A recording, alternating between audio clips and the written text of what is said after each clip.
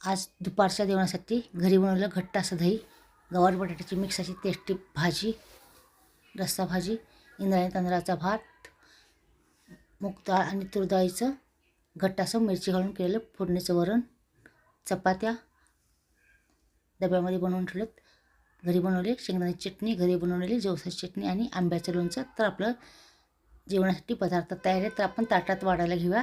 ताटामध्ये पहिल्यांदा आपण वाटी ठेवूया, नंतर प्लेट ठेवूया. वाटीमध्ये घट्ट असं घरी बनवलेलं दही वाढूया.